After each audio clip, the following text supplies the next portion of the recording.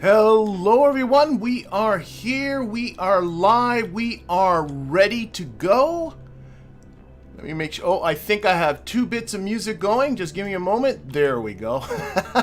Forgot to turn off the intro music. Okay, we are ready to go, and we're picking up right where we left off last episode. And this is my volume, it feels like it's high. Anyway. And that is with Valentina and Bill. We sent them out to repair a satellite. We had a contract to do that. So up there we have a our satellite there. We just repaired. In fact, I can bop over to it. That's it. This isn't my design. This was something that was part of the contract. But I figure, why should I just repair it and just leave it here as some sort of useless satellite for the future? So what we did is we added on an extra one of these relay antennas, the HG-55, and what I'm going to do is shuffle this over to the moon. And then what we're going to do is also, well, at the same time, pretty much, send Valentina and Bill back home. They have 334 meters per second left in this vehicle. There's Kerbin way down there. Hopefully, that will be uneventful. And if that is all done uneventfully, I gotta pick what my next contract is going to be. So I thought I would put that out as a YouTube poll. So I have I have more than just these contracts, but these are the ones I'm thinking about. So one of them is to build a new orbital station around Kerbin. The standard stuff, it has to support at least 6 Kerbals and have 5,000 units of electric charge aboard. That could be interesting. Up here is just an Explorer Kerbin to transfer some crew between vessels, which we'll do at the same time that we're doing the station. So that is one option. And then the other option is to do a simple scan with a rover arm. I've unlocked the small rover arm. And to scan a baobab tree. So that's a tree on Kerbin's surface.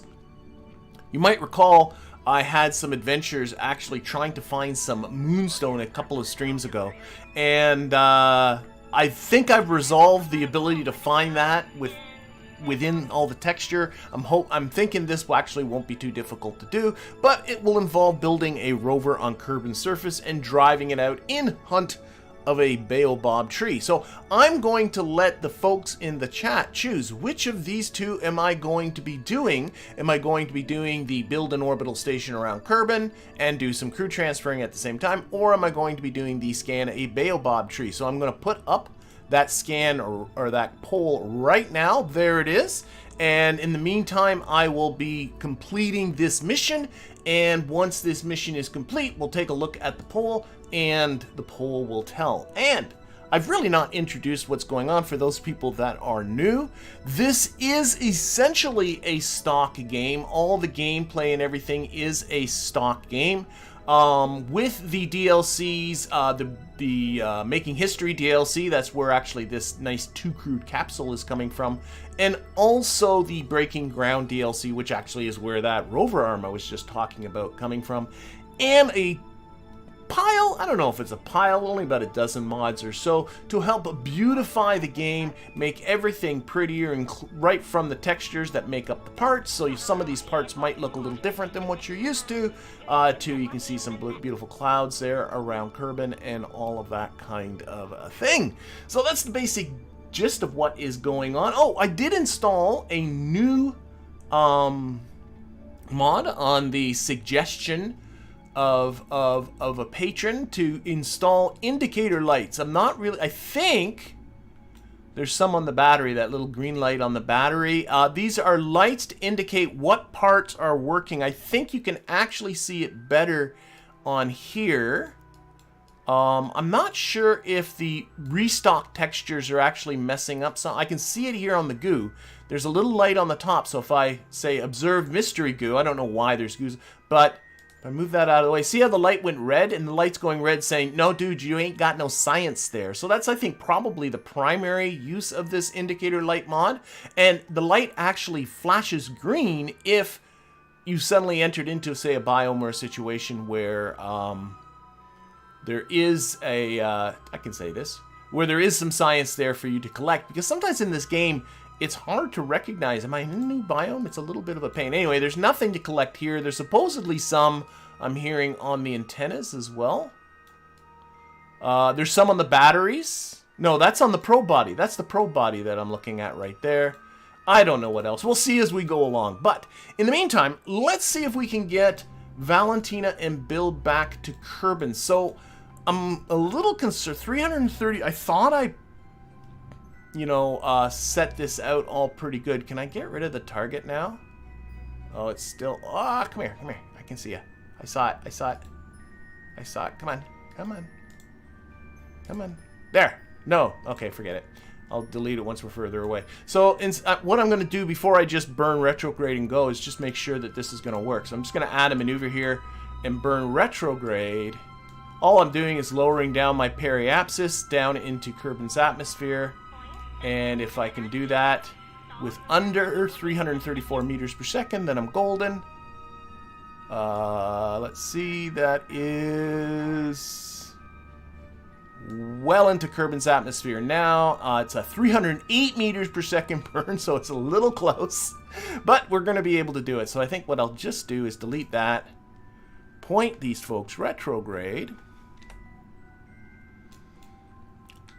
I'm just noticing I don't have the ability. Oh, I'm still set the target here. That's why. Haha, there we go. Now I can point that way. And we're just going to burn. So say goodbye to the probe wherever it went. There it is there. Bye, probe. And then we'll come back to the probe and we'll send this out. All right. So there we go. And yeah, I'm just burning until my periapsis is like 35 kilometers. So for those people, yeah, this is kind of my answer to KSP2. I have tried a little bit. I actually have been asked, like, why aren't you playing KSP2? Quite frankly, because it's kind of broken a bit still. It's, to me, it is not yet in an enjoyable state, so I'm not going to play it. So I thought, why not just take KSP1, keep the sort of stock gameplay, and make it really pretty like KSP2 is. I think I went a little bit too far. Let's see if we can back off with the RCS. So there we go. That's a periapsis of 35 kilometers. They're going to be down there in, almost 2 days. We're a long way away. So I'm going to set this up for the solar panels like so. 25 meters per second left. It's not, I did cut it a little fine. You know what, like, as I talk about this, why I think I actually am having, I got too many. Well, now I can probably click on this and unset that target. Beautiful. Okay. Why I might have gotten a little closer on the Delta V than I wished, just because I went to obviously intersect this satellite, and it is in a bit of an elliptical orbit. You can tell because the moon's in a circular orbit, so you can see it's wider out here and further away, or closer to Kerbin down here.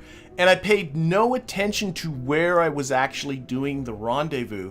And when you are getting, you know, your Holman transfer out there would be elliptical, as well as this being elliptical. What that means is where they intersect, there's always going to be a reasonable radial component, and I think that added to the Delta V. If you really want to make sure to do it with a minimum amount of Delta V, what you want to do is, if I switch over to the other probe here, oh no, that was a mistake, is rendezvous with your target, come back, there we go, is rendezvous with your target at either the apoapsis or periapsis of your target. So maybe if I get another one of these, I'll make sure I'll do that. But in the meantime, these folks are on their way home. I'm going to use the game's alarm clock feature. I'm going to create an alarm.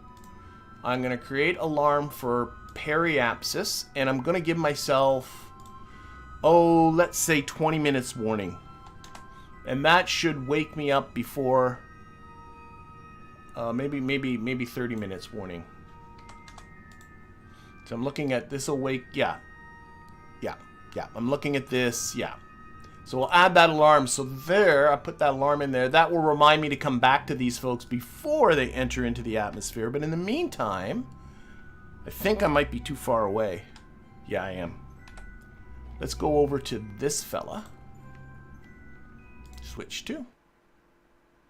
Hey, Philip, I'm glad you made it as well. KSP 1 is definitely better than KSP 2 right now. I have to agree. Okay, so this is again not my thing. All I've done is added on one additional antenna. It is completely powered by monopropellant. I did do the math. I pulled out the rocket equation and worked out how much delta V it has. It says down here that it's 0. It's not 0. It actually has plenty to get itself to the moon. And if you want to look up the rocket equation, I got a video on it as well, but it only takes 3 pieces of information for you to work out how much delta V it has. You need to have the mass of the vessel, or the mass of the probe in this case. You need to have the mass of the propellant, and you need to know the ISP of your engines, which in this case are just these RCS thruster blocks. And then you can work out how much delta V it has. It's actually not even that complicated. Okay, and also speaking of these RCS thruster blocks, I have turned off, I did this last episode, the yaw, the pitch, the roll, the port starboard translation, the dorsal ventral translation. So the only thing I'm worried about for thrusting direction is forward and aft. In fact, really just forward. And I've attached the forward to the throttle. So we can actually use these thruster blocks in the same way as you would use a regular engine. And we'll be doing that in just a little bit. But for now, we need to target the moon. Target the moon.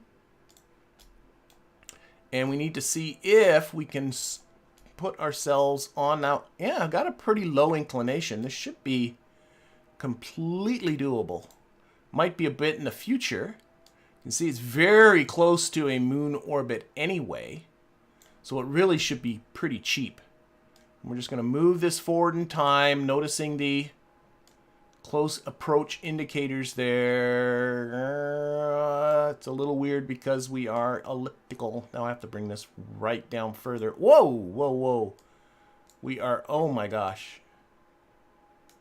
The game really doesn't like it when you have 2 orbits this close together. Okay, let's focus our view on the moon. All right, and we're going to aim for, there's our other 2 relays. So we're going to aim to be putting it into the same orbit, and we're going to locate it right here so that they form a nice little triangle. That's the plan anyway. So can I... Is it going to let me... Okay, that doesn't seem... Whoa, whoa, whoa, I'm getting a I think maybe the better plan... What happens if I change the timing? Trying to just, oh, you know what? No, I'm gonna put it back. No, I should just be happy with the intersect I got. This is way too flaky. Way too flaky.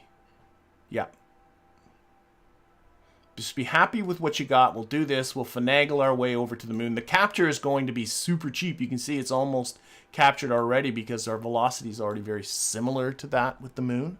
So this burn's coming up in 5 days.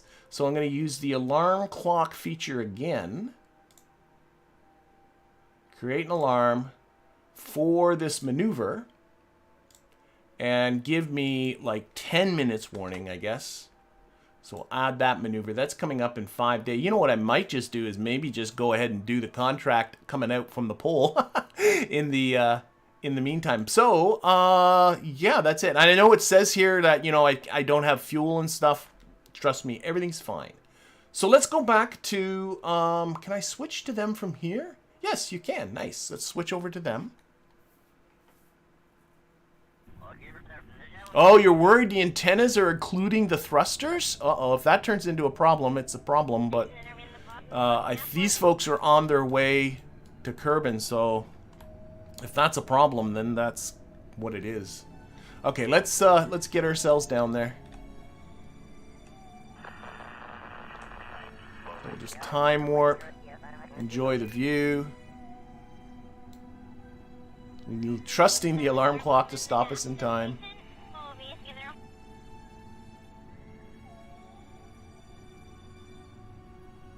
Hey, Veos, welcome. Okay, let's delete that, and let's just do this. So this should, you know, all things, a quick save anyway.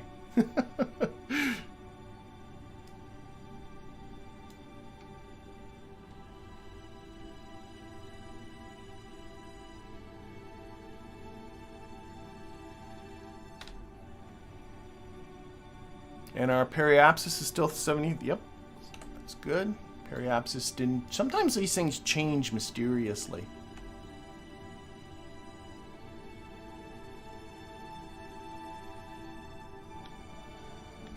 Alrighty. Stage and retrograde. Surface. SAS off. Parachute is armed. We should be able to just ride this down. This should be it.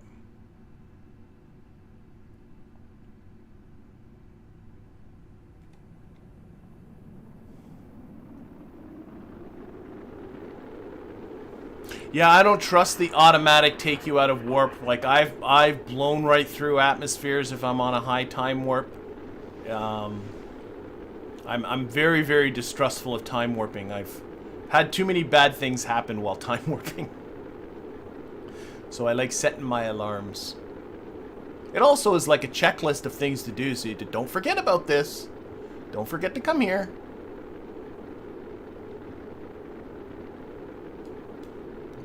Surface. How's the pole doing? It looks like doing the stations in the lead. I think I'll let it run for just a little bit. I mean, it's still 3 days. We'll see what we do.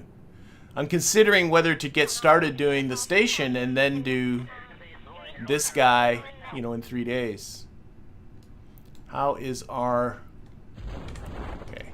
Now, where are we? Do we have any... We are over grasslands. We've been over grasslands before. So that ain't nothing new. I might just... Yeah.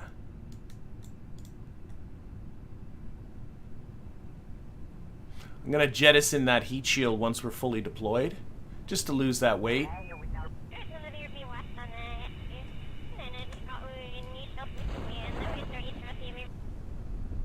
Slow down. Oh my gosh. That felt scary. Okay, get rid of that. Still grasslands, I'm assuming. Yeah. Have I done an EVA report over the grasslands before? Valentina's very brave here. I have. All been done before.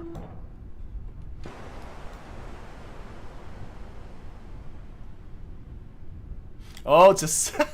I've never noticed that. This command pod has always looked sad. It's the shape of the windows.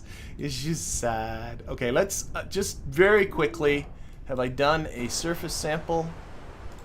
No. So that is something new. And I can take... probably have done an EVA report. Yes. So there's one thing new. See the daisies. Thank you very much, Trav, for the... very, very kind donation. Looking forward to your stream every week. Mike, thanks for doing this. You bet. Actually, I feel sort of bad about what I'm about to say next because you just reminded me of something. And here, let's recover. And that is that I will not be having a stream next week.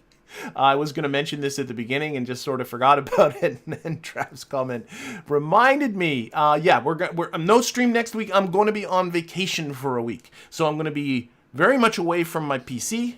So no stream Tuesday. Still going to be lots of videos dropping during the interim, including a tutorial video, new tutorial video next week. But no live stream next week. And then we'll pick that up again the week after that. So sorry, everyone, for that. But... like I said, I gotta leave my house sometimes. Alright, so that was that. Let's see. Not too much happening with that. Can I jump to here? No, it won't let me do that. Okay, so gotta go into tracking station. Let's see how that probe works. So this is... Oh, it's still called... Just noticed it's still called damaged probe whatever. Let's change that name. So here we are. So this is, what is the name of this thing? This is, of course, what the contract called it. Damaged Kerbin TST-Y satellite, yada, whatever. This is now Mun Relay 3. That is your new name, and you are officially now a relay. Accept that. Okay. All right. No, I don't think the exhaust is occluded by anything. I guess this one here, the rear exhaust, but we're not going to be flying backwards. No, everything should be fine. Okay, let's get to this. Where's Kerbin? We can watch it from... Turn it to free. There we are. Off we go. Off we go. Hello, Scottney. How are you doing? Hello, Tomby Gunner. Welcome. I don't know what the heck. Why Scatterer just... That's the Chatterer mod. And usually it does that when you're transmitting. But for some reason, I wasn't transmitting. I don't know what happened there. Oh! Maybe... For picking up a communication... I do have equipment on the moon's surface. Maybe it picked up through... I don't know. It's weird. Whatever. I shouldn't worry about it. Random noises. Random noises, everybody. Okay, so we got this coming up. We still have this intercept, so that makes me feel good. Let's get closer. This is a little burn, so it really shouldn't be a big deal. Okay, M. There we go. All right, so what's nice is this is the, like, what is it? The Hex 2 Probe Core. It's got, like, all of the lock-on features, including the lock to the maneuver node feature. So that's pretty cool. So to use, let's put it back on orbit. To use RCS as main thrust, like I said, what I did is I just have this forward is toggled by the throttle, toggled on, and you have to still put on RCS. But now, if I throttle up, I don't know if you can see it here. Let's get ourselves a little closer because this isn't much of a burn. And again, the burn time indicator is completely confused. It thinks I have no delta V. But if I go forward, you can see I'm thrusting with the RCS blocks and bringing this down. So, yeah, just like engines. Monoprop for small probes like this can actually be a very effective means of propulsion. As long as you don't want a ton of delta V, because the thruster blocks are very light compared to engines. Whoops. And you can still use, by the way, the like N. I can thrust back a little bit to undo what I just did. That was actually quite a lot. So the regular RCS keys still work. And then when you turn RCS off, it's just back to being its normal self again. Okay, how is our intercept with the moon doing after that? I should have really...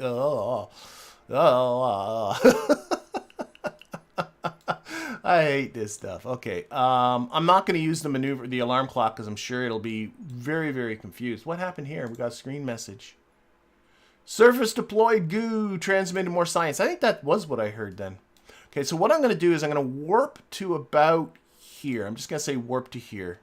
And I'm hoping that this will all settle itself down. You can see how close we are to the moon. We're almost in the same orbit. So that's why...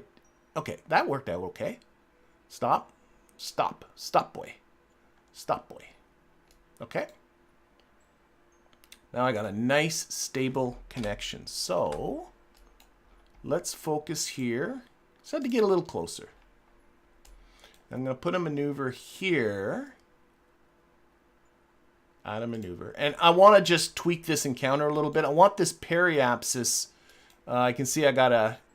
Yeah, I want that periapsis higher. So if I go to here...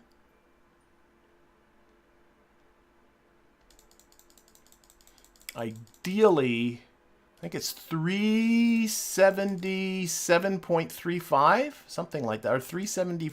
Oh my gosh, I should have written it down, but I didn't. Oh, it's. Oh, what am I doing? Stop what you're doing. Stop it. Stop it, Damio. I think radial would have been a better choice, definitely. There we go. So I want that encounter out here. Now, I might be too close to really get effective normalness out of it. I am going to get, yeah. So, I'm just going to live with that. We'll tweak as we get in here. We'll have to fix some inclination-y stuff. It's all good. Yeah. So what I'm going to do is just lock this onto the maneuver node. Again, put RCS on. And really just kind of... not wait for the maneuver. Just push that out. Yeah, Trav's just noticing that too. I did get data from that. Maybe I should explain why I got some data there. Okay, I'm going to have to be fixing this anyway, so it doesn't have to be perfect. I do have a contract. Let's open up the contracts here. Nope. That button. To gather surface mystery goo. And that's sitting on the surface. It's now at 20% of 50%, so it's not quite halfway there. And that's continually going in the background. That's that surface deployed mystery goo that comes from breaking ground. When this percentage gets to 50, but it seems to transmit every 10%. So that's what we heard with the Mod. What do I want? I want to get rid of this. That's what I want to do. Okay. So let's go to the SOI change.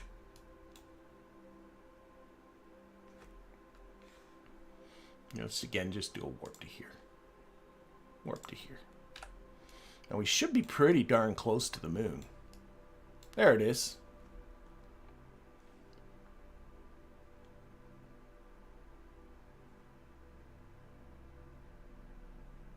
Is it possible to do a stable polar orbit that will always see Kerbin? Not that you not in this game that will no, it'll like even if you here, let me stop my time warp. Even if you sit there and say, "Oh, I'll put a polar orbit like this in the moon takes 6 days to go around, so in a quarter of an orbit, so in a day and a half, that orbit will no longer be oriented that way with Kerbin. It will be oriented edge-on with Kerbin, and then it'll be times when it's behind the moon. There really is no way to do it. And I've got... Oh, I'm getting the maneuver disappearing on me. I hate that. 4 minutes. Let me get into... Whoa, we got something... Whoa, whoa, whoa, whoa, whoa! Stop. See what I see about time warping blind. Okay, retrograde real quick. That was me being old and having my fingers in the wrong spot. As of right now, I've already passed my closest approach to the moon, so I'm simply going to burn retrograde and get a capture, which won't take much. There we go. So not a disaster. But whatever, there we go. Okay, we're going around the moon. We can figure it out now. How about a quick save? There's an idea. Quick save now, before. So all of a sudden, like, I don't know what happened. There was a pause in the screen, and then I went to stop the time warp, and then there was some sort of, I don't know, whatever. The game kind of froze there for a second, and then I went to hit stop time warp, and I hit the period instead. That's what happened there. And that's because I'm old and feeble. Okay. Anyway, what I was saying, I always get these discussions, and these come up on all my videos where I talk about relay satellites, about, oh, you can do this with just 2 satellites, and oh, you can do this with just this many satellites. Technically speaking, when I get this 3rd satellite around here, I will have like 99% coverage of the moon. The only things that will not be covered is the poles. Like if I'm sitting on the pole, I would probably have some interference. I probably will have the signal blocked by the moon's surface itself. So, but for the rest of the moon, it's probably going to be fine. And the only way to solve that 100%, is to actually put 3 other satellites in an orbit that would be perpendicular to this orbit. So in this case, it would be a polar orbit. And then you really do have, but I think that's just way too much work. And I always get people, oh, if you put 1 in a polar orbit, it'll be fine. No, it won't. If I just do 2, it'll be fine. No, it won't. I mean, you'll get a lot of coverage. Truth of the matter is, when you have just 1 satellite, you've already got way over 50% coverage. If you count the fact that the moon's already facing Kerbin, so like you already, without a relay at all, you already have 50% coverage, and then with the relay, you're going to get like a huge chunk of the rest of it. So that's why probably people think it's okay, but if you really, really, really want 100% coverage, you do need actually 6, but 3 is going to be fine. I'm not going to go more than 3. It does. And then you know what I'll do is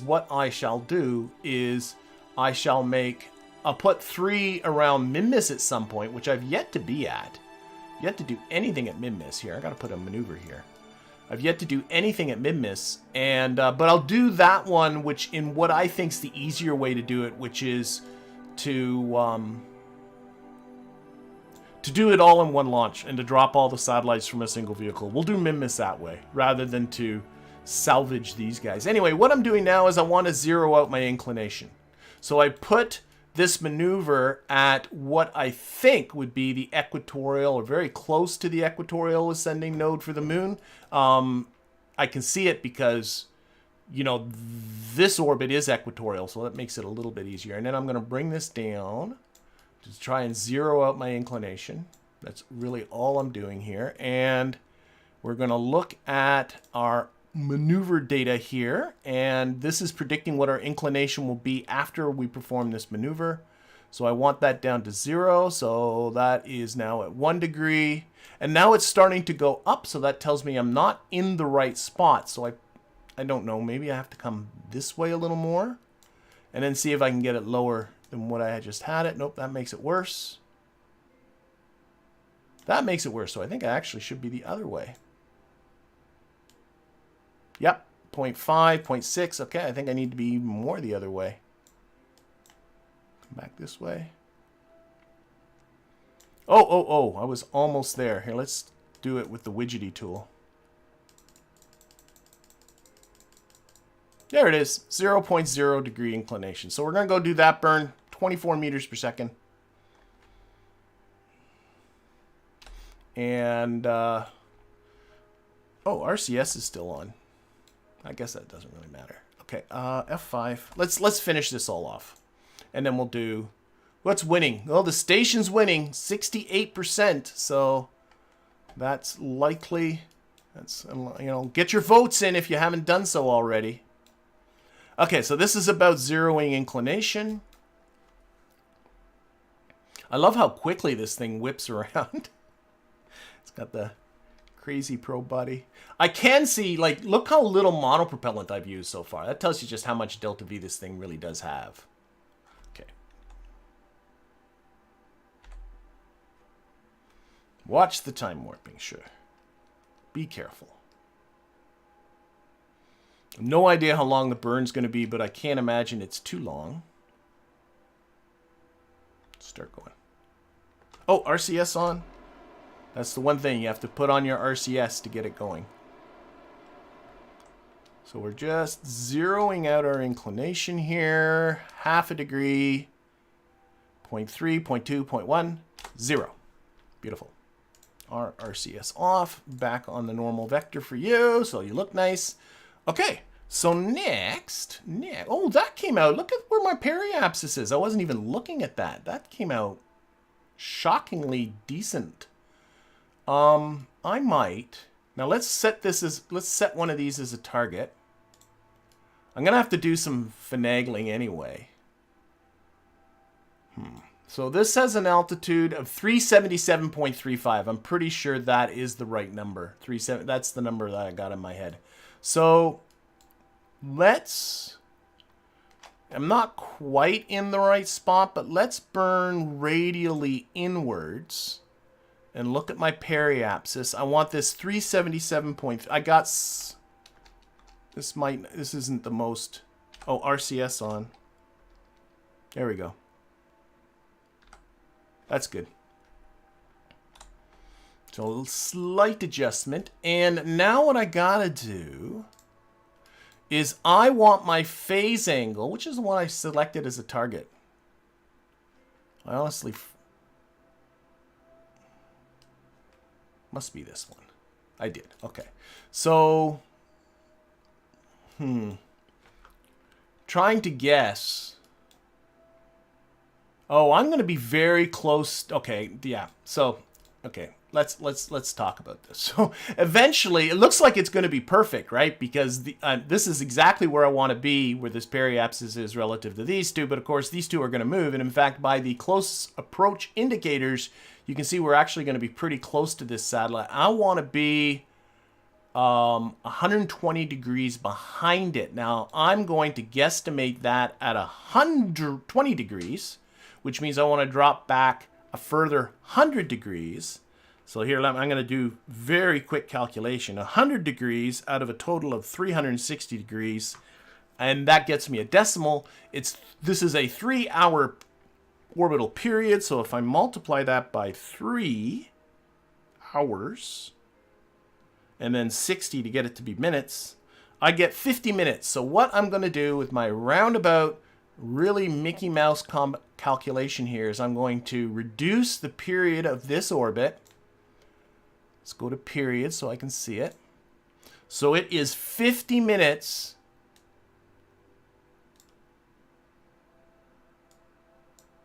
I don't think I'm doing this right. More than 3 hours. But actually, what might be a better guesstimate, that shows you the separation. There's where the target is. That's where I will be after that burn. Does that look like 120 to you? Maybe a little more? If I want this angle here to be 120. Yeah, forget the calculator. Let's do eyeballs. Eyeballs. Okay, so, and if it's not quite there, it's not like it's a big deal. It really isn't. Okay, so F5. Let's get down and do this burn. And we'll see how it goes.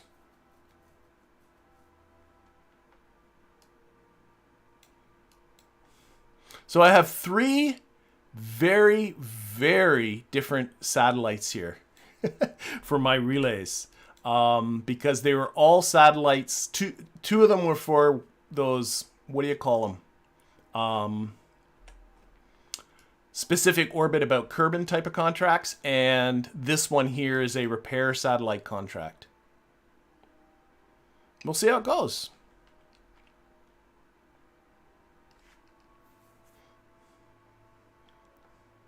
How's our poll? 62% station. Okay, again, I don't know how long the burn's going to take. Let's, RCS on, throttle up. Oh, it's going to be pretty short.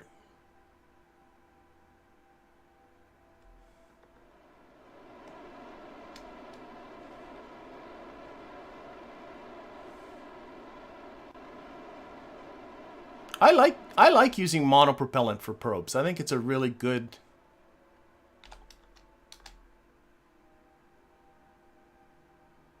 It's a really good option. If you're ever putting probes up and you want something, you don't need a lot of delta V and you want something that's lightweight, monopropellant is always an option. Okay, so now in theory, I should be going. Let's see how this works. I could have easily messed this up, in which case you're in an orbit. Like you have all the options in the world to correct for this. But what I'm hoping is that this satellite will end up halfway between these 2 satellites, like that way. Of course, I'm hoping I didn't go 120 degrees the wrong way, because that will put me pretty much right on top of the other satellite. I could have picked, no. I think this is working pretty good. Look at that.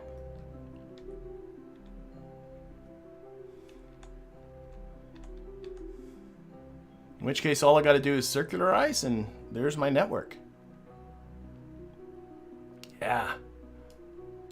Yeah, these little indicators are a pretty good indication. Just, you know, well, that's what they're for, right? Showing you how far apart you are. Okay, how far am I from almost getting to periapsis? Now, what I can do as well at this point is look at my approach information. It's giving me a phase angle. It's saying now it's 107 degrees. That's lower than I would have liked, but who knows? Maybe by the time I'm all done, this will be good. Okay, so F5 again. Let's get to our periapsis, which is still 7 minutes away. Actually, what I should do. Nah. Let's just do it. We'll do this without a maneuver node. I'm sure this network will work fine. I mean, I've played entire careers with ever putting together any kind of network, and it always works fine. Not like it's a big deal.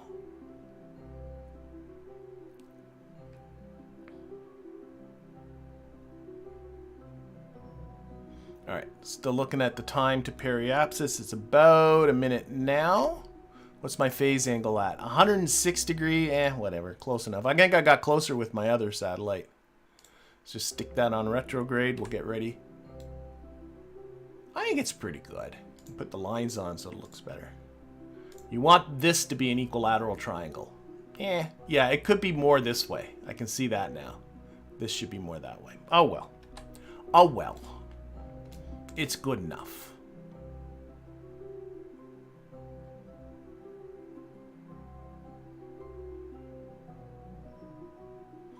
I mean, if I was really picky, I could keep my period just a little bit higher than 3 hours, and then do another orbit, and I'll drop back a little bit. But I'm not gonna bother. I'm not gonna bother. I don't want to spend too much time with this. I want to get into building my what's looking like gonna be a space station. Okay. RCS on. Always forget that part. Let myself get a little closer. This isn't going to be too much of a burn. Okay, and right now I'm really just looking at my period. I want it to be 3 hours. That's really the important bit. Ooh, 3 hours and 5 seconds. So what I'm going to do is I'm going to turn down the thrust limiter on these guys to like 10%. Let's actually, whoops. Numbers, that's what I want, 10%. Now, I think I might have to do each of these individually. No, they all changed.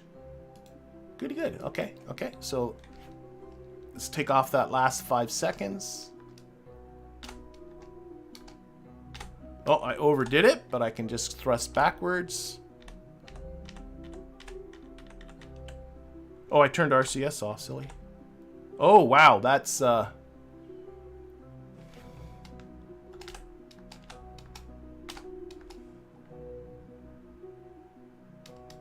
3 hours, 1 minute.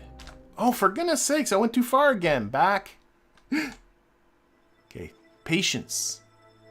Patience. I'm burning almost nothing. I see 3 hours and 1 second. I know it is burning. Pretty sure. Okay, I'm calling that. 3 hours, 0 minutes, and 0 seconds. And what I'll do in the meantime is actually... Once I quit, I'll go into the persistent file, and I will, here I can take off this target. There we go. Get into the persistent file, but I'm pretty happy with that. So there we go. All right, pretty cool. And let's get back to the Space Center. If I get into the persistent file and actually change the orbital period to exactly 3 hours, 0 minutes, and 0 seconds by just changing the semi-major axis to the appropriate number, then these satellites will never drift relative to each other and everything is good. All right, so I'm calling the poll. It says 62% station about Kerbin, so station about Kerbin it is. All right.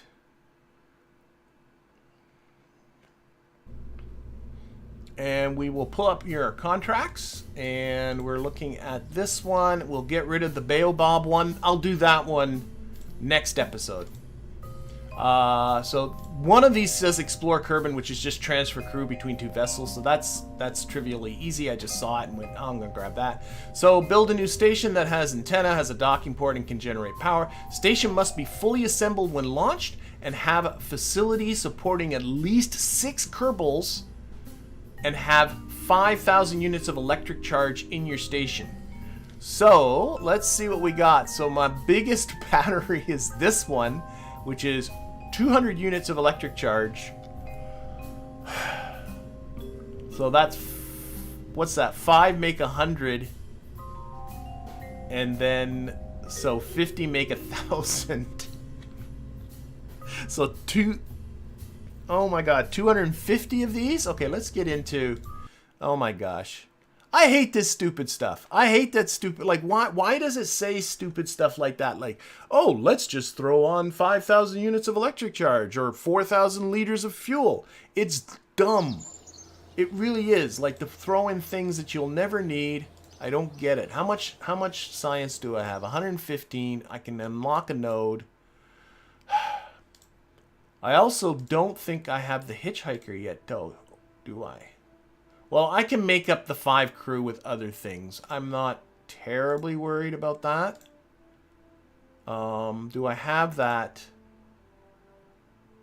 I should really have looked before I got into here. Okay, let's look at batteries first. So I got this guy. I still can't unlock it. I need 160.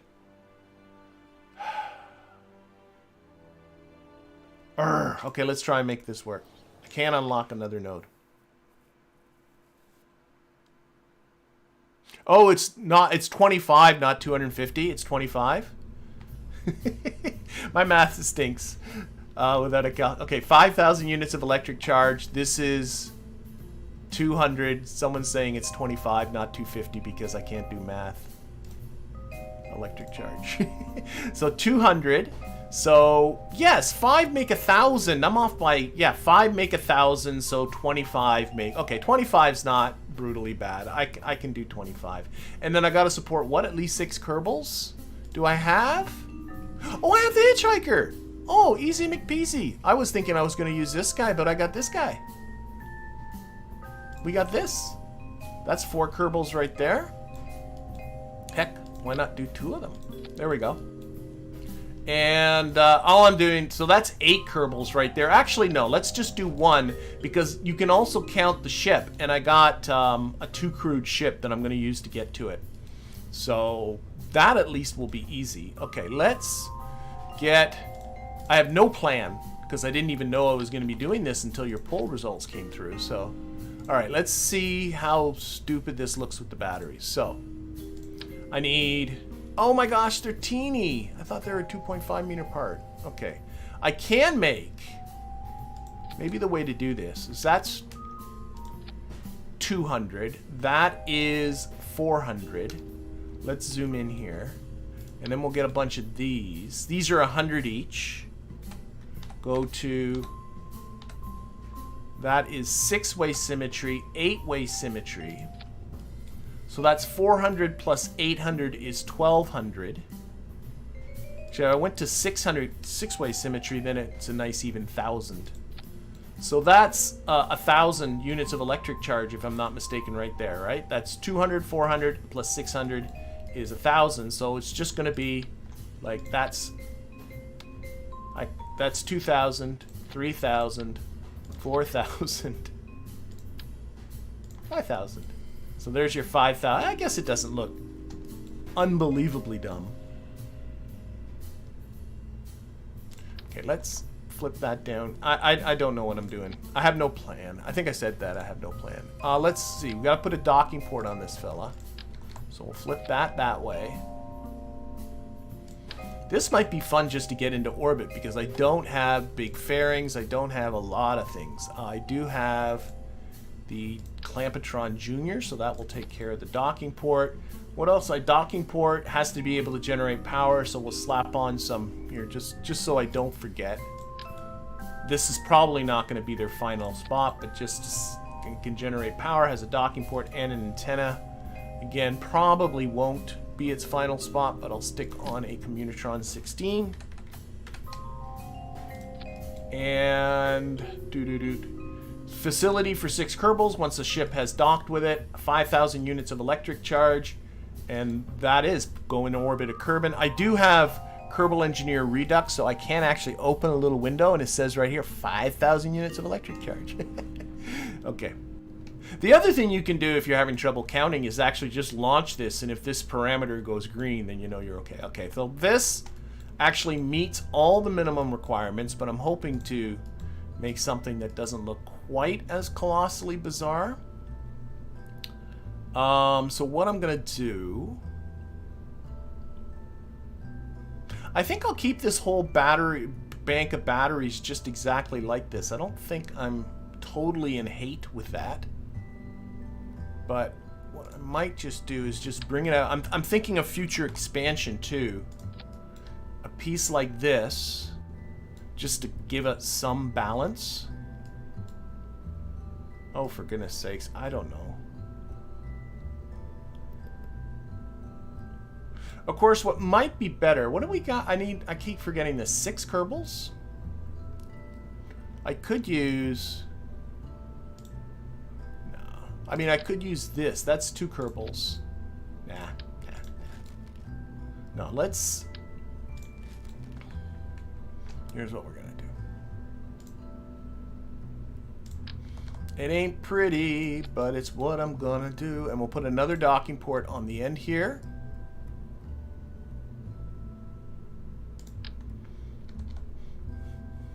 So we have a docking port at each end, so a ship can go at one end and a vessel can go at the other. For symmetry here.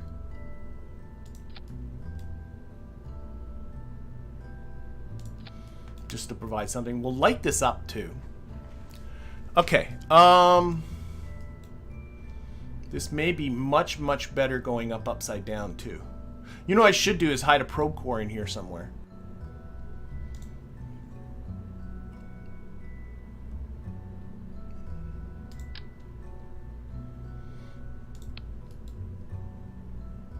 How big's the probe core? Yeah, let's hide it. Let's put it under the batteries. Yeah, I can live with that. And well, now I'm looking at it. Maybe I don't need this piece. Just do this. The probe core has some reaction wheels, but I probably should put some additional reaction wheels on there.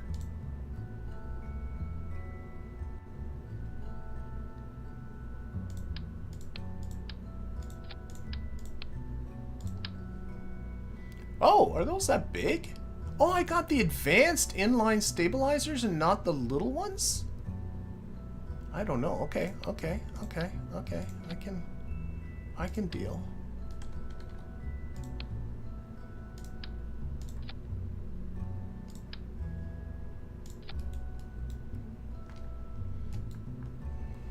Now, do I have different textures on the Hitchhiker? I do not. I don't have any textures on that. I do have some textures there. We'll make it gold and silver. I do have...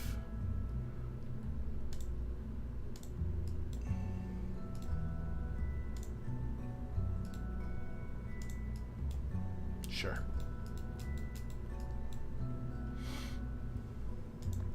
This is a Kerbin station. Assault and battery. I think I'm on the back end of a pun there. Okay, I'm gonna put those struts that I had going. Put those back on. Right to there. In fact, let's get this antenna.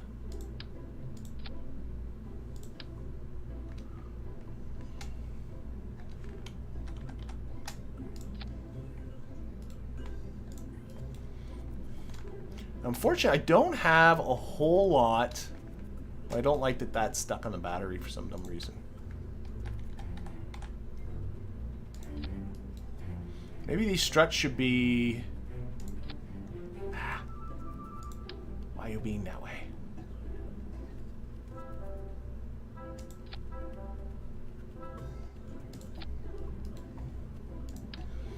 I'm having trouble clearing the battery. Keeps wanting to. Okay, what I'm going to do the 3-way symmetry. Oh, you know what? Do 6-way symmetry. I already got 6-way symmetry, and do 6-way symmetry so it's between the batteries. There we go. Oh, one of them hit the antenna. Ah! That's the kind of stuff that drives me. I don't want. Go away. Try that again.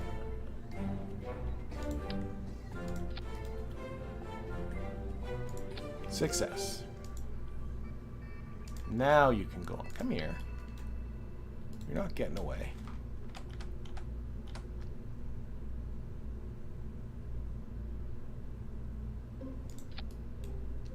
Okay. Now I'm just getting really picky where this antenna goes. Right there. Okay, the one thing I am a smidge concerned with Because I think all the mass is at the top. It is. So I think this thing should... Let's make this probe body the root part for now. And let's flip this whole thing upside down. Because I think it really should go up in this kind of orientation.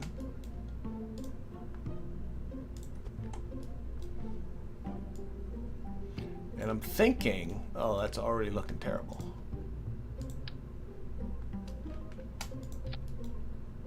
I'm thinking that a fairing now can be concocted. I again play with my antenna placement. There we are. To cover up this bit and then have something underneath to push it. So that's yeah. I think this will work. Okay, so...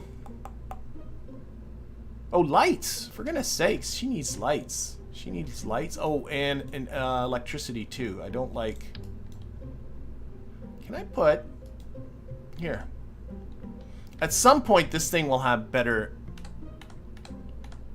Let's just surround... this... There. Surround those reaction wheels. That works. Lights. About some of these spotlights. Three-way symmetry, so it'll fit nicely between all of the light on. And let's see here. Oh, I'm still on that, so pitch them inwards. Like so. Color them gray because everything else is gray.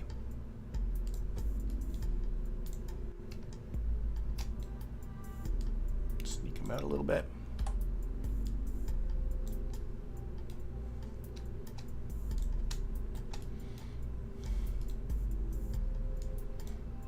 Okay, lights. Here we got lights. Okay.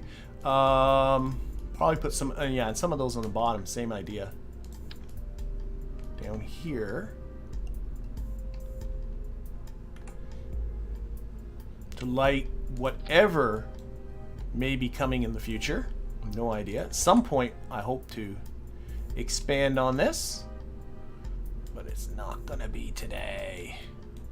All right, and we need obviously some form of navigation lights now.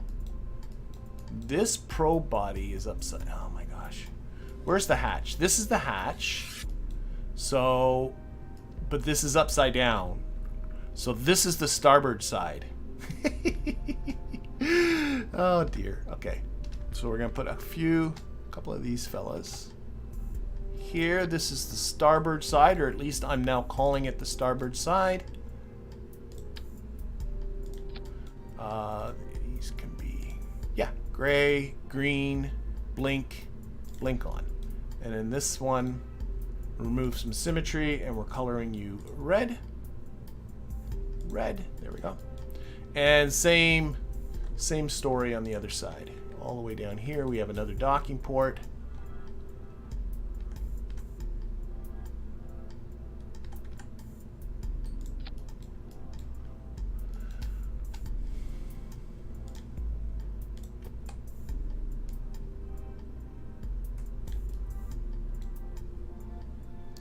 A little bit.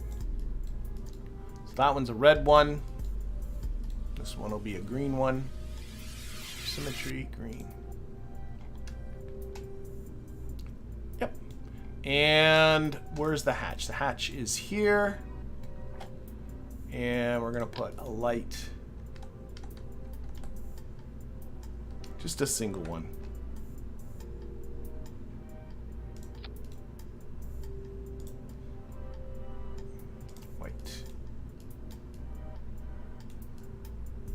Actually, one above it too. Okay, that's enough. That's enough. That's enough. That's enough. There.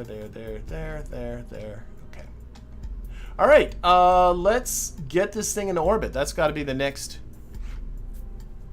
Oh, what about counting the other two Kerbals? So, like, yeah, I was being asked, like, you got to have support at least 6 Kerbals There's 4 in here, but the ship that's going to come up and dock is going to have 2 more spaces in it, so that'll bring the total to 6. Everything counts. Everything counts. Okay, we need to build something under here. Now, I'm just thinking, I don't know. I'm 1,200 meters per second, maybe. I have no idea how big this has to be. I do have... Let's just stick a tank and an engine on here and see what happens, and then we'll go from there. So what would be? How about a cheetah? Cheetah. Vacuum. Now I need more. I need more. Thrust is through the roof, but... So maybe I'm better off with something like a Terrier under there. Still got good thrust, so why not go for the bigger one? 1,500, that's tons. Tons of thrust, tons of everything. Okay, so what? Let's see. Let's see. Okay.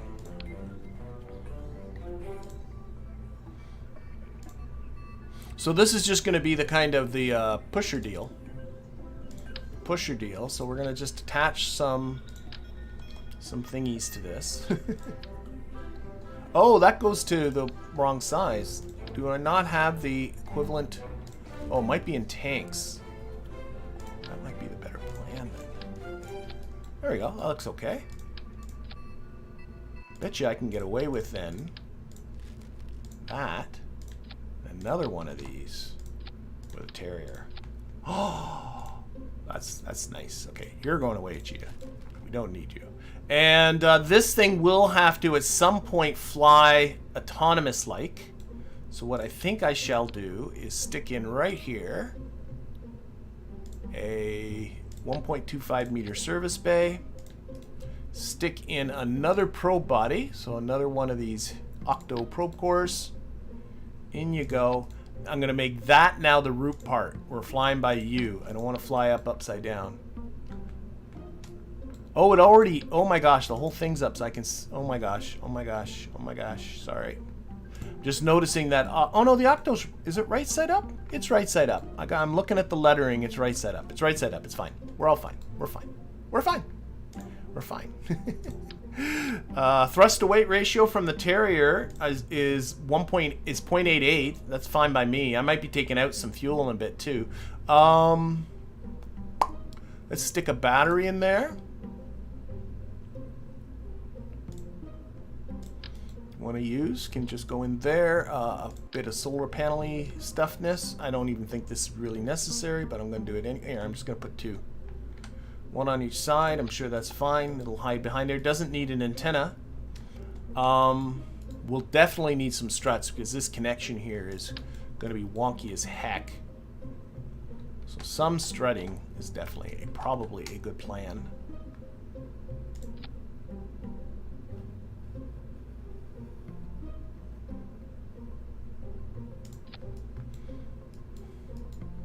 The doors are clashing a bit, but what are you gonna do? Here, let's try that again.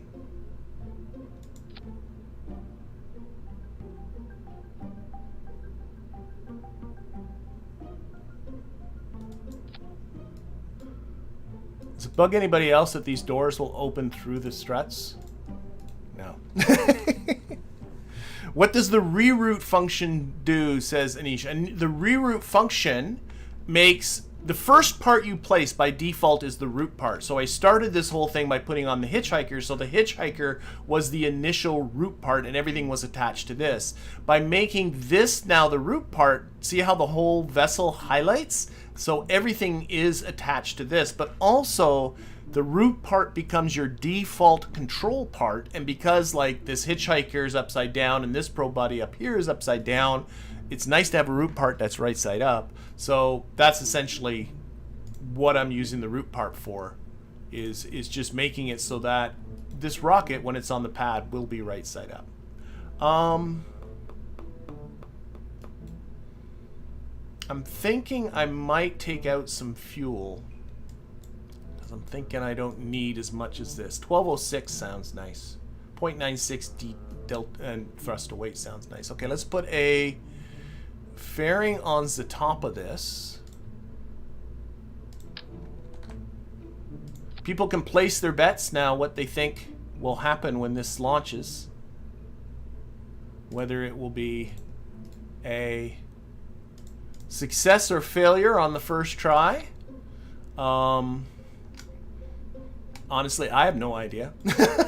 So that'll just enclose that a little bit. So that I think will look nice. We'll change this to 3 sides up the ejection force. I almost said a little Freudian thing there, but and so that will be ejected when we're in the very upper parts of the atmosphere. I'm also going to, I think what I'm going to do, let's just do this. Let's put on the interstage nodes. So we'll go up 1 interstage node. I'll have to rebuild the fairing, and I'm going to take, I'm lying, I don't have separatrons yet. Oh no, I do. I'm going to put a sepratron. A single sepratron right in there. Gonna take out as much fuel as I can, probably turn the thrust down because this thing is gonna go, it's only gonna be pushing off the nose cone, so it's gonna go off like a bat out of heck anyway. And we're gonna push the sepratron in there, deliberately make it off center so that the nose cone will go flying off to one side. Now I gotta check my staging. This should go at the same time as this. I'm also going to right click on that docking port and enable the port staging. So that puts the docking port on the staging diagram. So this, when I stage this, this will detach, this will fire, the nose cone will go away, the fairing will deploy. All that's gonna happen all at the same time. In theory. Build the fairing, delete the fairing, build the fairing. Okay, let's try this again. In theory, everything's in theory. Close, you stinker. Sometimes it just doesn't want to be nice. Close, there we go. We can live with that. We can close these doors. Okay, so now what I've got, I think, is something that if I can get it into the upper atmosphere is going to be okay. And the next step, of course, is getting this into the upper atmosphere. So that's going to require some form of booster under this. So a TD-12 decoupler. Probably a fairing base of some, is my, oh, I do have the 1.875 meter fairing. Nice. So I can enclose this. So this isn't just a god-awful thing.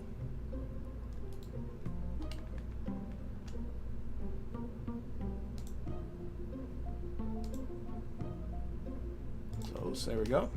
Again, 4 sides on you.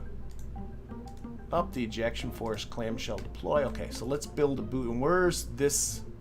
This fairing will go off the same time as all of this goes. This decoupler definitely needs to be in its own thing here. I like to fix the staging as I go. Is that making sense? That decoupler, that, what is highlighting there? Okay. Don't know what I'm getting. I think I'm making sense. We'll do a test. Okay, that's that, that's that, that's that, that's that. Okay.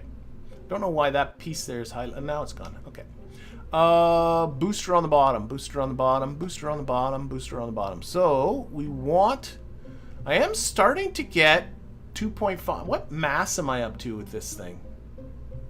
Might go, do I have? Yeah, look at that. I can go 2.5. I have the Rocco Max X200-32 fuel tank. And I do have, what is my most massive engine? Oh my, when did I get these things? Oh my gosh, I'm losing track of everything. I got a mainsail? Oh my god, I was worried about lifting this. I got like the heavy lifters. I got the big boys. Excuse me. Travis asking what the clamshell deploy does. Instead of it coming off in confetti mode, it comes off in shells.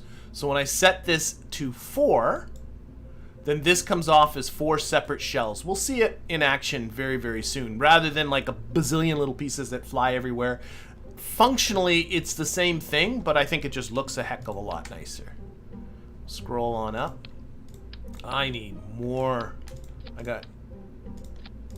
This might even be overkill already. 5,000 meters per second. Okay, this is already overkill. I don't need anything like this. Okay, so we're not going to go to the 2.5 meter parts. I don't need anything that big. We're going to stick with our 1.875 meter. I didn't realize I'd been there. Okay, I have that. Oh, these are arranged by mass, right? Yes, they are. Let's arrange them by name so they're grouped together. There's my biggest. Let's put a few of these together. Now arrange by mass. What's my biggest? I have a Bobcat. Yeah. What's a Bobcat do for me?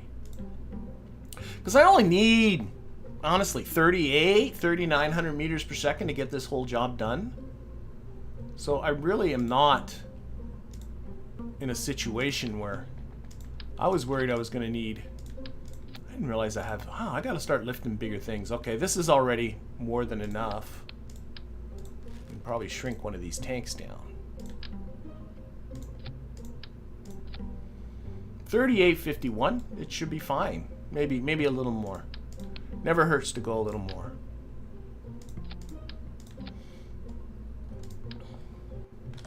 With our Bobcat engine, do I have enough thrust at liftoff? 1.4, 1.35, just barely, but just barely is good enough. In fact, just barely is perfect, because then you know you don't have too much engine for the job. I do have, do I want more reaction? I don't really think I do. I think this thing has gimbaling. It does. So I think that's all cool. That's all cool. That's all cool. First, yeah. Nope. Nope. I'm happy. Okay. So, what do I got for textures here? Let's doll this up a little bit. Yeah, let's go dark on the bottom. I kind of like that. That's good. And then just whites. Sure.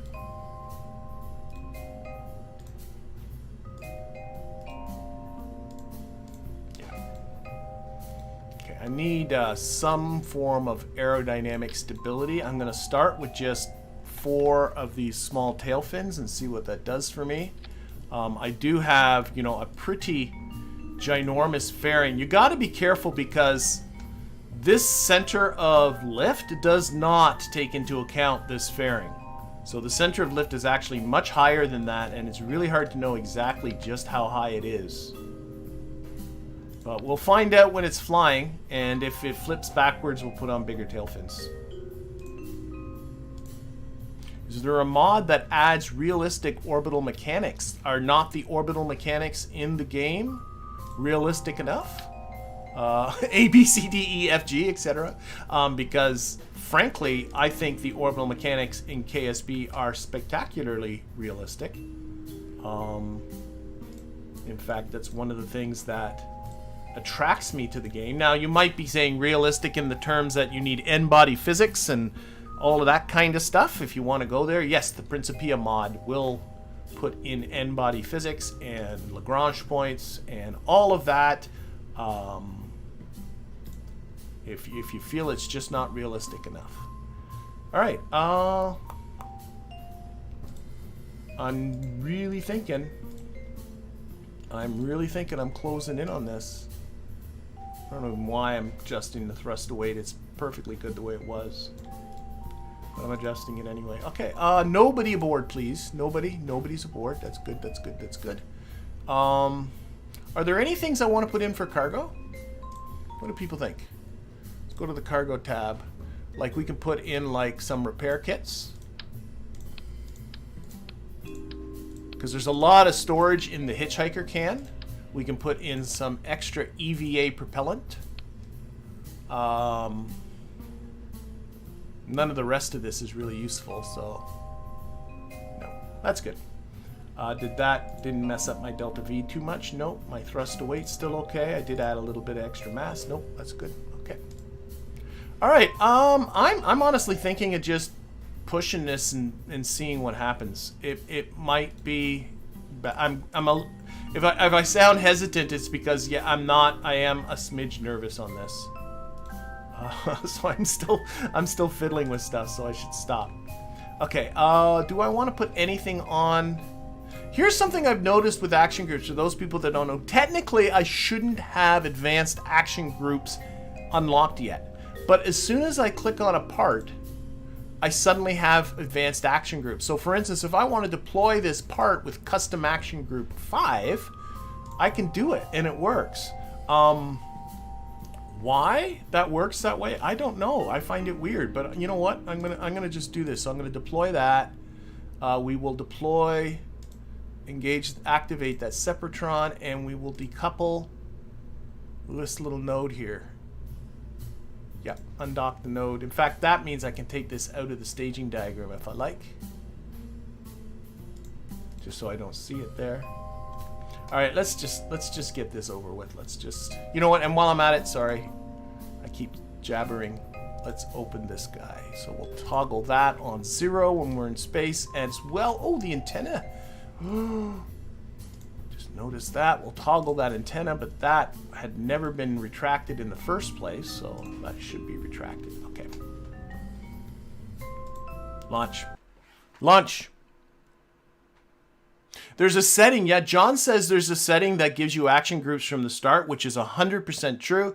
I know I don't have that activated. So there is some sort of funky bug. If I had it activated from the start, I wouldn't have to click on a part to get it. So there's a bug, but I'm honestly not that upset with the bug because I really like action groups, which means I really should be someone who just turns it on with the settings and not be stupid about it. Okay, I'm just going to push this, and if... You know what? I'm going to say, what's my money situation? I'm going to even say, if this goes bad, well, we'll see how bad. We'll see how bad. Let's just do it. So, and off we go. We'll see how bad. This might flip out. I was about to say nobody's aboard, and I was going to check my money. Oh, I got 1.7 million Kerb bucks. Maybe I should just let her crash. Let her crash. Okay. Oh, still can't lock the prograde. That's a little annoying. I really need that better probe body. You know what I should do with the next stream is really... Whoa, whoa, whoa. Don't turn off SAS ever again. This thing is not stable. What I should do with the next stream is really put my energy towards science. Sort of put contracts aside for a little bit. And really put towards science and see, or, you know, start unlocking some more stuff. It depends on how interesting the contracts I get are. Okay, so I'm just kind of following the prograde vector here. Really not doing much more than that. I don't want to take the sometimes I'll take SAS off and just let it follow aerodynamically of its own accord, but as soon as I did that, I feel it drifting. And I said, no, no. I'm not letting aerodynamics run this ship because I think its aerodynamics suck. But honestly, it's going better than if you were to give me a guesstimate. I wouldn't have said it would have gotten to this point before it flipped out, but it's doing okay. Reducing throttle, gonna try and keep that apoapsis reasonably close by. Hey!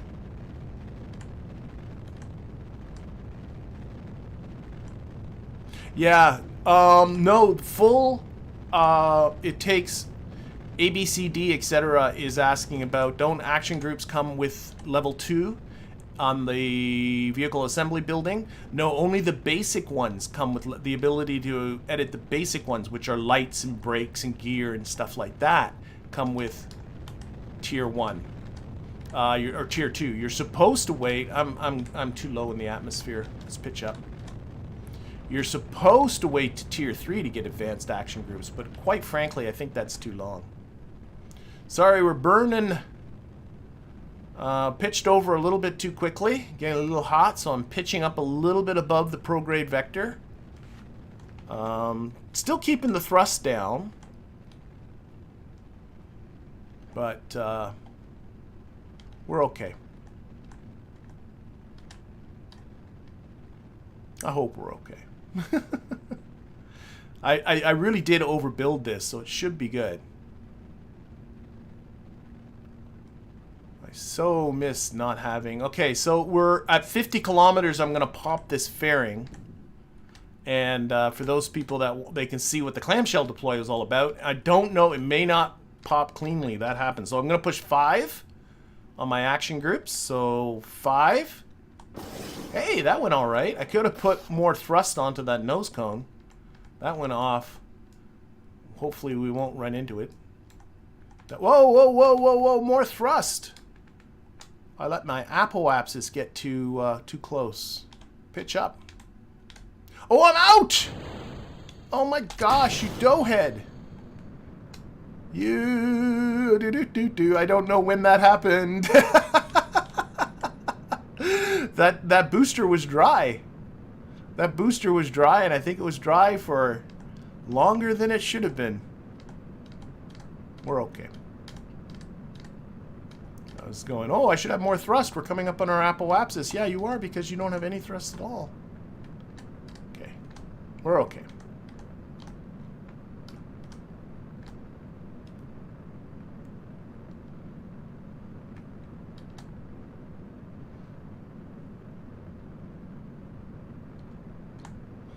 We're still pretty low. Well, no, we're okay. We're okay. So I'm going to go, my apoapsis is now just over 60, 62 kilometers now. I'm going to go for 120 for my parking orbit for this station. That is the plan. Oh, already thinks we have an orbit. Just hang on. Let's, I'm still a little low, so I'm going to lose a little altitude here, but I'm just going to cut at just over 120, 121. Okay, let's put the lights on. Not that exciting.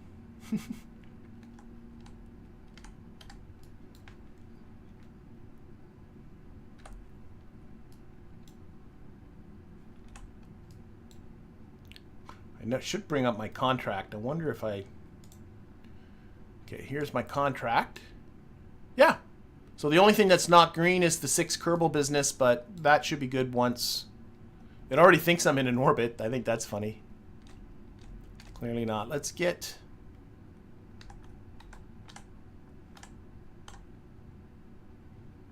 out of the atmosphere. There we go. And I lost a bit of altitude there, so I'm just going to give myself a little bit more propulsion.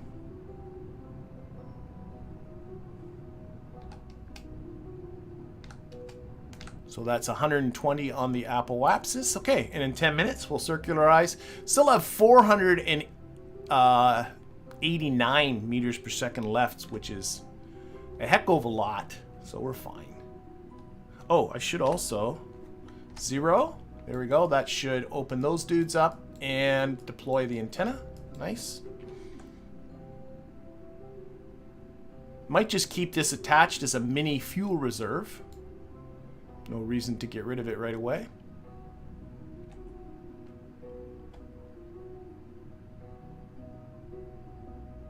Yep. With the crap thrust to weight ratio, I could have pointed up to compensate for that, which is absolutely what real rockets do. But my crap thrust to weight was more to do with the fact that I hadn't staged. I think there's plenty of thrust on that. It's just I was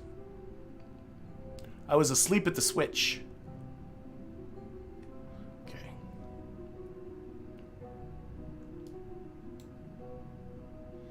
I think it's interesting. We'll call it interesting for this station. Okay, minute from apoapsis. And the vessel that's going to come up here, I already have built because previous stream I had in a previous stream, I had docked 2 vessels together, so I'm just going to simply use that. Okay. My periapsis is already 50 kilometers, so this is going to be almost nothing to complete the circularization.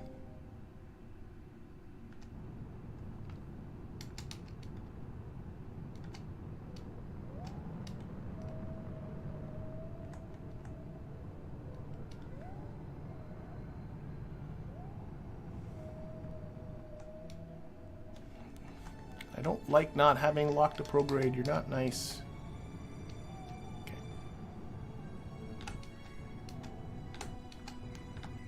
Okay, so that's 120 by 120. What's my inclination at? 0.1. Oh, let's turn that all off. I think I'll live with 0.1 because I have no idea. No. Actually, hang on a second. If I open up the console menu and if I go to my flight info, does it have longitude of the ascending node or anything like that? I don't have it. Yes, I do.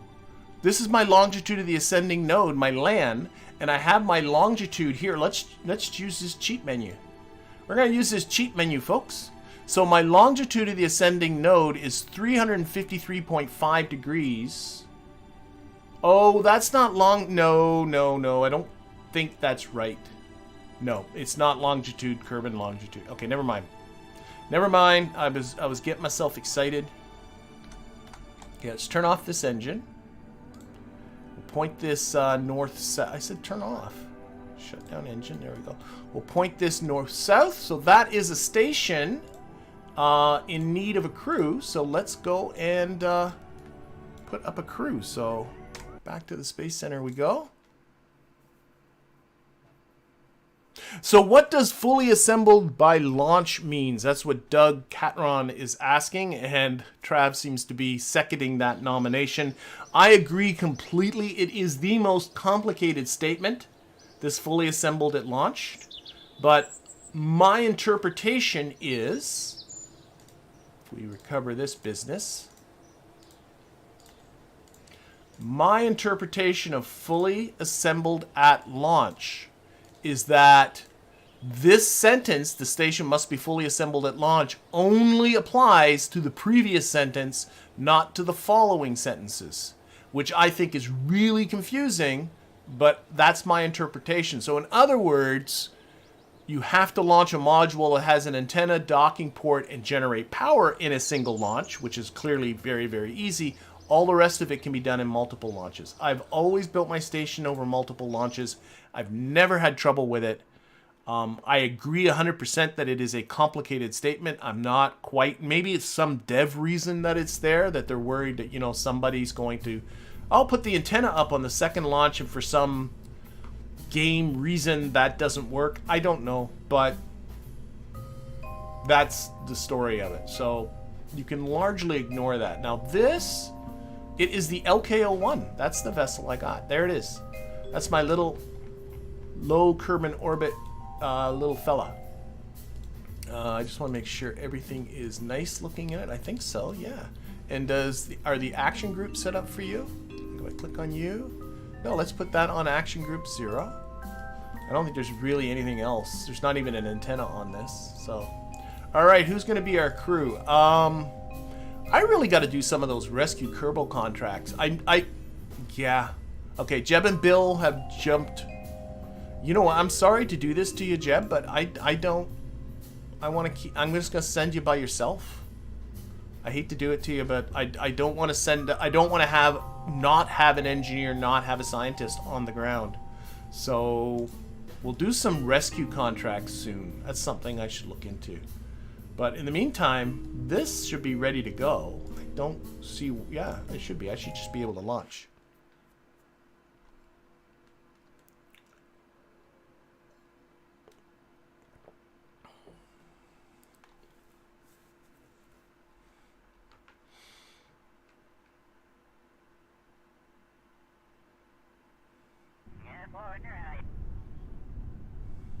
Okay, so... Let's open up the contract, and here you can watch this as we go, and you'll see this will satisfy once we're there. But right now, it's time for Jeb to get up there. So let's get our station. Unfortunately, I noticed it's a craft. I really should rename that, make it a station, but I'll do that in the future. So set that as a target. We will time warp. Ooh, look at those lovely auroras up there. I gotta, you know, there's something else. We should go up to a pole just to do nothing else but to admire the auroras. All these things to do. All these things to do. Okay. So we're going to pause the time warp. And because I have it set as a target, you can see the target coming up here on the Navball. And I don't know this. When I have something in a 120 kilometer orbit, what I find works really well for me is to wait for this target to be just at the edge of this wing on the little bird icon, and that's when I launch. So we'll do that. We'll put up our throttle. Jeb's all raring to go. Put our lights on. And launch. So this vessel, oh my gosh. What the heck? Close that door. That's not aerodynamic. So this vessel has been in orbit twice before. So I'm hoping that this will go with reasonable, with a lack of complications. Lack of complications is what we're shooting for. Thanks, John. I just noticed the open bay. That was pretty dumb. Jeb just wants the extra challenge. That's what that's about. Okay, so now I do have locked to prograde. So I do have it locked to prograde. I am trying to keep the heading right on 90 degrees, and I am ascending too quickly. Oh my gosh. Jeb! I am falling over too quick. So we're pitching up. Jeb, you're supposed to be a veteran at this. Okay, lock back to prograde. Should be losing these boosters soon. There we go. Okay, under control again. Everything's good. Heading stuck at 90, so that's good. Especially when you're rendezvousing with something, you do want to keep your inclination as low as you can. We can start reducing throttle. Alright. Under control. And again, this other contract, Explore Kerbin, just says transfer any crew between vessels near Kerbin. So we'll put Jeb into that hitchhiker, and that really should be that contract. You gotta like it, the free ones that you can package together with something you were gonna do anyway. Well, thank you, Anish. I'm glad you enjoy the tutorial videos. I'm glad that they are useful.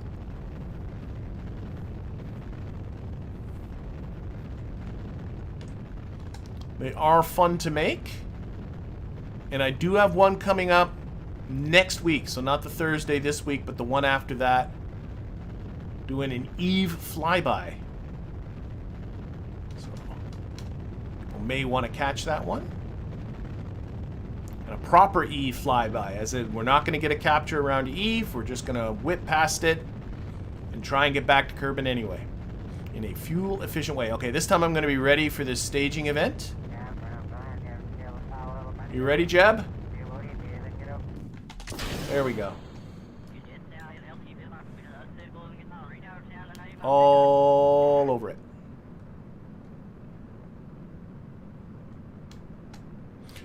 Okay. And for those people in the poll, I just realized I never did close the poll. I should do that. End the poll. There we go. For those people in the poll that were voting for the scan a baobab tree, next tutorial. Next tutorial is what's going to be. Is going to be the scan the baobab tree. We'll start with that. Or the next tutorial. Next stream, I mean, sorry.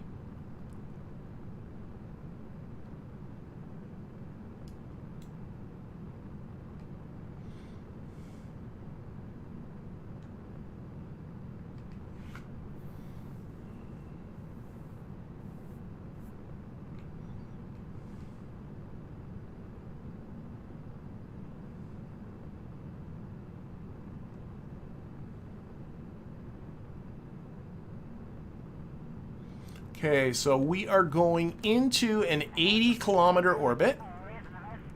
And that means we'll be in a lower orbit than our target. But because I let the target get ahead of me, we'll be catching up to it, and that will facilitate our rendezvous.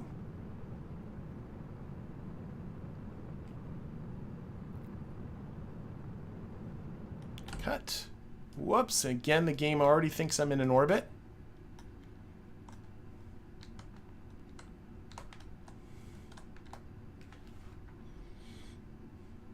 Is there a stock part that lets you map biomes? Not really. Oh, wait a minute. Yeah, the KerbNet network, I think, does let you not make a map, but you can see what biomes you're in. There's the scanners that come. I do have a tutorial on it. Don't want to pump my own tutorials, but they're there. You can, which I just learned just recently, open up the cheat menus. Go to here, and there is a biome visibles. I only learned this a week ago. And if you toggle that on, down below, especially if I go into map view, you can see it. There it's telling you the various, you know, it's color coded, but you can see various, each color is a different biome. Well, it is in the cheats menu for a reason, so kinda cheaty. ScanSat is a perfect mod if you are willing to open up mods. If you're willing to install mods, ScanSat is a wonderful mod for mapping biomes. But there isn't, I mean, there is the KerbNet, the KerbNet parts, the scanners and stuff.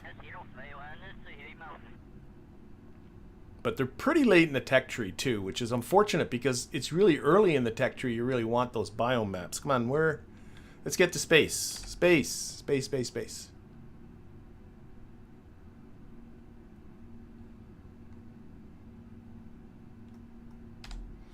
Alright, opens the doors. Now you can open the doors, Jebediah.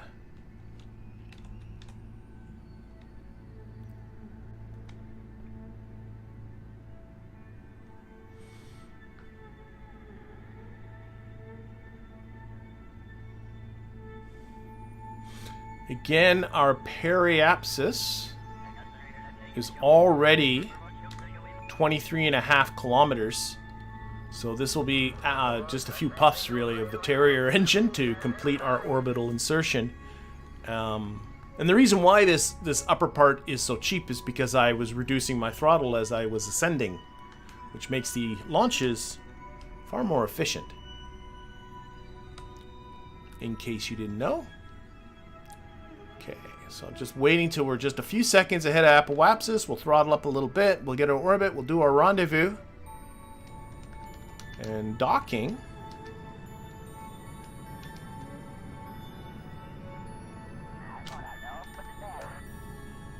There we go. Pretty good. Okay. Again, let's orient this for our solar panels a little bit as I'm struggling with just... There we are. Okay. And here is our target here. So...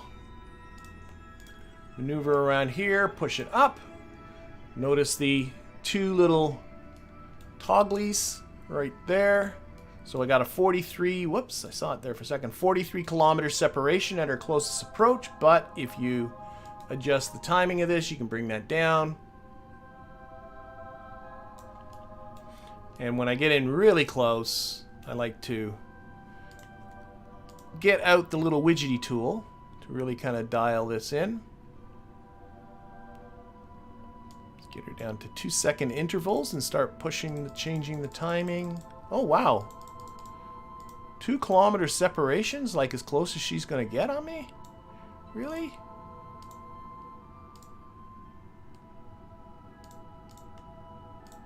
Must be a bit of an inclination difference here. That's okay. We'll correct for that.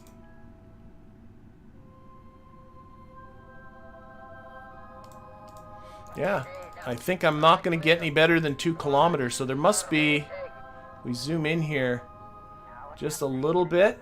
Yeah, a little bit of an inclination difference. That's okay. Here it's telling us our relative, yeah, we have a 0.3 degree inclination difference. That's okay. We can deal. We can deal. You sometimes get people, let's put this, yeah, let's time warp. You sometimes get people that insist you have to match inclination before doing the transfer, and you don't. As you will see momentarily. I can lock this on prograde. We're going to be close enough. We're going to also reduce the throttle on this thing, because I'm noticing this burns only a couple of seconds. And I'm going to put this on our approach info for Kerbin Station. Getting lots of flashing down there, and I've been told those aren't thunderstorms. There is too much of it for it to. There's some sort of a bug. Okay, so I'm gonna wait. It's a 7-second burn now that I've reduced the throttle limiter. So I'm gonna wait till I'm at 7 seconds and just go to half throttle.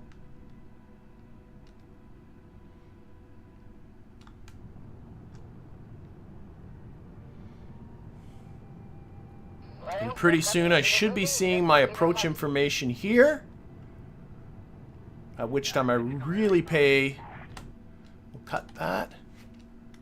See how close we can get it. I saw 2.2, 2.16. Let's use some RCS and see if I can bring it down. Nope, that's about as low as she's gonna go. Okay, that's fine. Fine, be that way.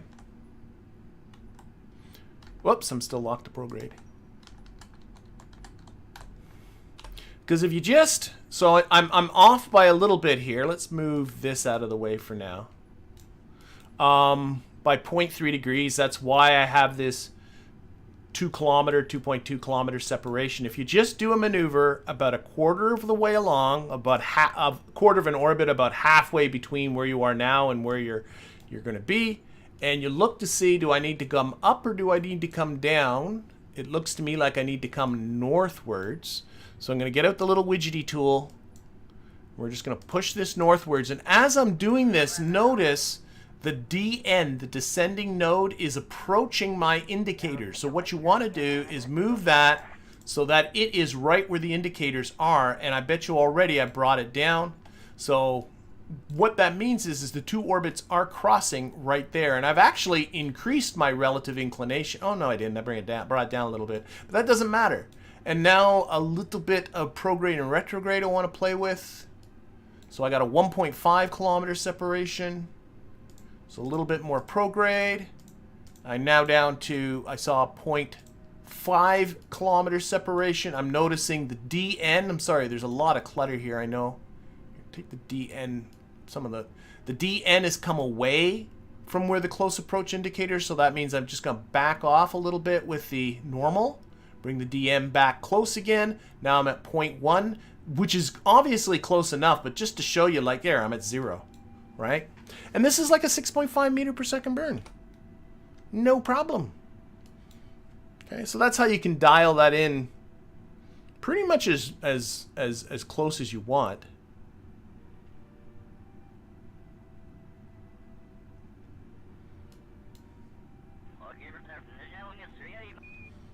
Yes. Sorry, I'm just catching up on the chat there. The Astronomer's visual pack is giving the lovely star background. The auroras are from the Astronomer's pack. It retextures all of the planet surfaces, so they all look a little different. Okay, so I'm putting this on the maneuver node. I'm kind of pointing in a funny direction, but that should be okay. And I'm going to really turn down the throttle limiter because this is tiny. I saw 1 second burn here. Yeah. And so I'm going to wait till I'm pretty close and then start burning. And really just look at this intercept distance. This should be starting to bring it down.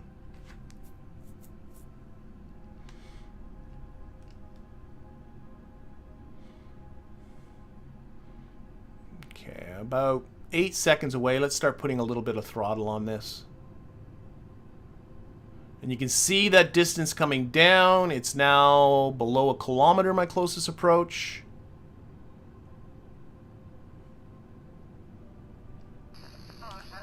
Oh, I see. I'm going to take this away. I see 84 meters here. I can put on some RCS and do some puffs with the RCS and really dial, see how low, 30 meters, 28 meters, 15 meters. Oh, I'm under 10. Oh, right around 10 meters. So there you go. I should probably put this throttle limiter back up before I forget. Okay. F5. So we're about 6 minutes away from our target. So I'm going to time warp until I'm about 2 minutes away from the target.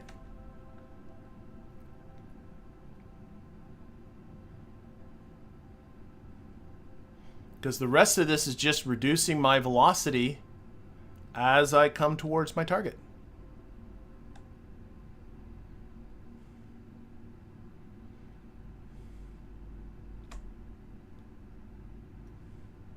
Okay. And we'll put, oh, it's already gone to target. If this didn't go to target, I would have just done it there. I put that on retrograde, and my back end should now be pointing at my target, which clearly is still not... Oh, wait, F4? Yes, there it is, 5 point. If you don't see that waypoint, F4 is where it goes. Sometimes it just disappears. Sometimes I turn it off, I'll be honest.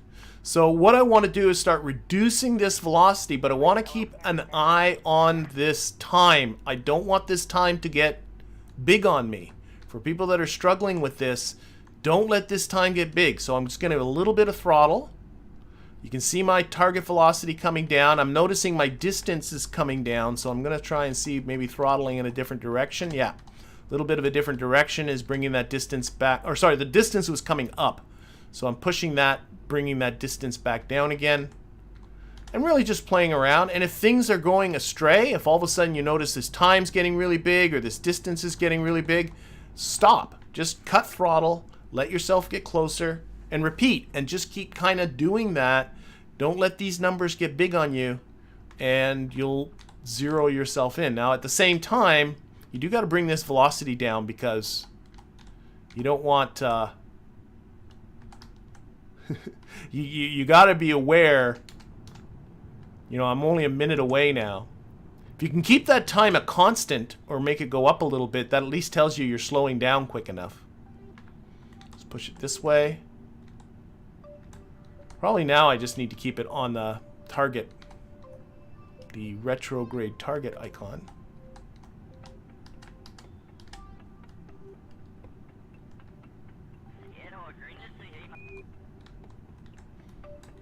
And I mean, I had it down to 10 meters, but that was not necessary. So I'm kind of just circling around. Every time I notice that this distance is going up, I'm trying a different quadrant of that circle. Push it a little this way. But I'm noticing the time, too, is staying constant, so that means I'm not going to crash into them. Still about a minute. Now I'm noticing the time is climbing, so I'm going to just cut throttle, coast for a little bit. We've, in all of that, reduced our target velocity, which really I wasn't watching all that much. I was really more watching down here, but I have reduced my target velocity to just under 14 meters per second. We'll let ourselves get like 30 seconds away or so. There we go. We'll come in, we'll do ourselves a dock. I can see the indicator lights. The docking port has got green lights on it, which I'm assuming is telling me that it's a happy docking port. Where else I got indicator lights? I'm not sure if I got them anywhere else. Anyway, I should pay attention here. I'm like under 30 seconds away. Let's pushing that retrograde icon onto here. Let's a little more thrust. I want to stop this time from going down. You don't let if you don't watch this time too, you'll end up blowing right by, or even worse, crashing into your target. Okay. So we're within sight now, so that's exciting.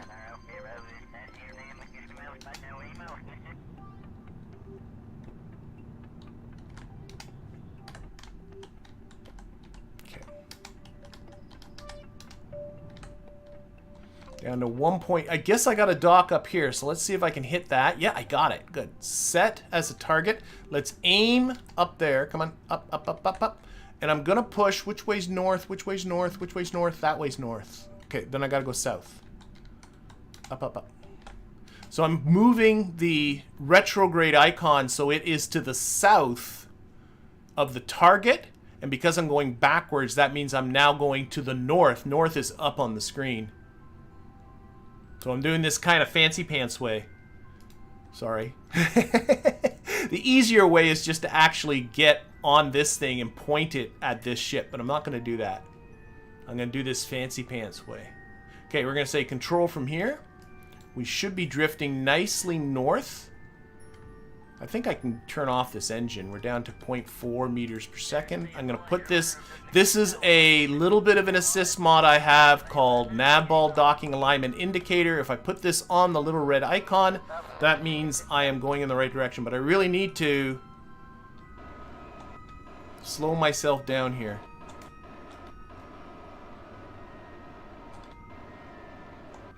So we're right above it. Gonna give myself a little bit of prograde.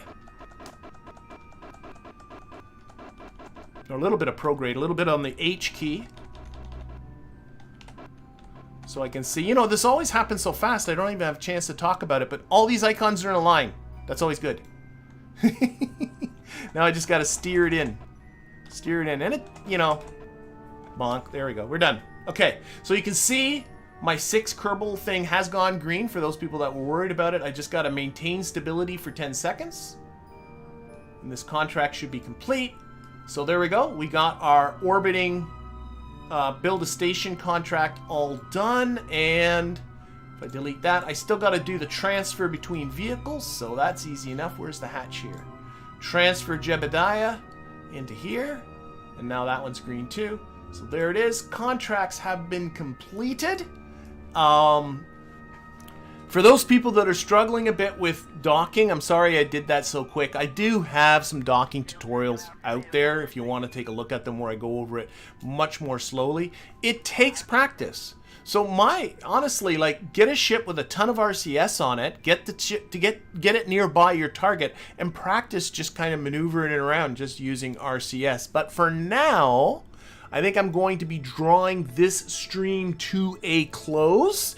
Next stream we will be doing the scan the Baobab tree first. That won't take very long, and then I got to figure out what else I want to do. I do want to sort of see if I can start finding some of those rescue Kerbal contracts that we can use to expand our Kerbinoc core. Don't forget, next week there will not be a stream. I am going on a bit of a vacation. Other videos will still drop, including the tutorial video next week, but no live stream because I'm going to be away from my PC. So see you all again in 2 weeks. Thank you everybody in the stream. Thank you everybody that supports this channel through Patreon and through YouTube membership. Thanks to all the people that just put in there with the super chat and donated to this stream as well. And thank you people that are leaving comments down there watching this at a later date. We'll see you all again in 2 weeks. Bye, everybody.